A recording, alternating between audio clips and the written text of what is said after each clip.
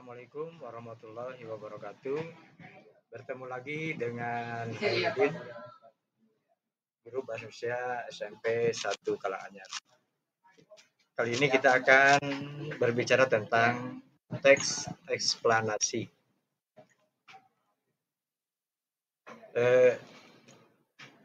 Teks eksplanasi mempunyai pengertian yaitu teks yang berisi penjelasan mengenai suatu fenomena atau peristiwa, baik fenomena alam maupun fenomena sosial yang terjadi dalam kehidupan sehari-hari. Tujuan teks eksplanasi sendiri ialah memberikan pemahaman dan wawasan secara jelas kepada pembaca. Itulah mengapa dalam teks eksplanasi harus memuat proses, sebab dan akibat suatu kejadian. Apa cirinya teks eksplanasi? Nah, teks eksplanasi itu mempunyai 4 ciri, yaitu ada faktual, keilmuan, informatif, dan pembahasan yang bersifat umum. Nah, faktual itu sendiri apa? Itu faktual artinya teks eksplanasi memuat informasi yang nyata dan benar adanya, berdasarkan fakta. Kemudian ciri yang kedua adalah bersifat keilmuan. Teks eksplanasi sendiri itu membahas fenomena yang berhubungan dengan ilmu pengetahuan. Misalnya gempa bumi dikaitkan dengan ilmu geografi atau aksi demonstrasi yang dibahas dari sudut pandang sosiologi.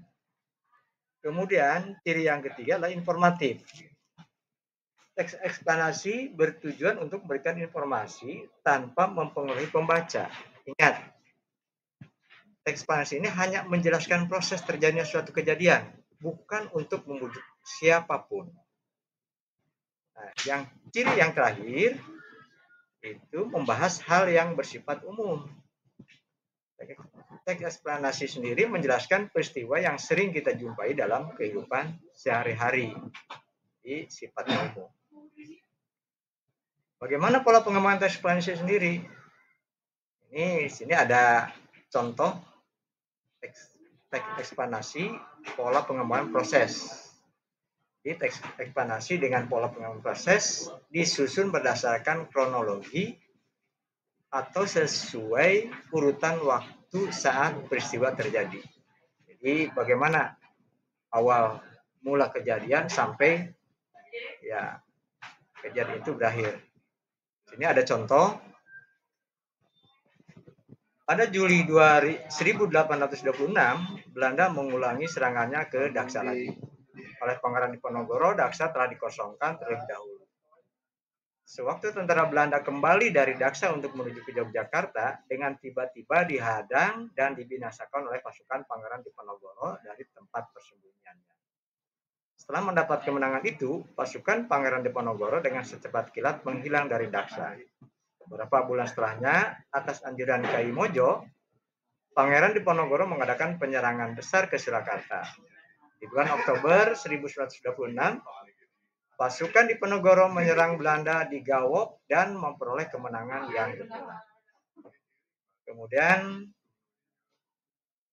pola pengembangan teks eksplanasi yang kedua ialah pengembangan sebab akibat. Itu teks eksplanasi dengan pola pengembangan sebab akibat memposisikan sebab sebagai gagasan utama dan akibat sebagai rinciannya pengembangan atau sebaliknya. Sini ada contoh teksnya. Hujan merupakan fenomena alam yang biasa terjadi. Hujan umumnya diawali oleh proses penguapan air laut karena panas matahari. Panas matahari menyebabkan air menguap ke udara. Baik itu air laut, air sungai, air danau, juga air dari kandungan makhluk hidup lainnya.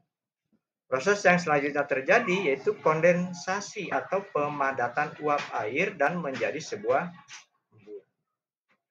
Itulah pengertian, ciri-ciri, dan pola pengembangan dari teks eksposisi. Terima kasih, sampai jumpa. Salam sehat dan salam cerdas. Assalamualaikum warahmatullahi wabarakatuh.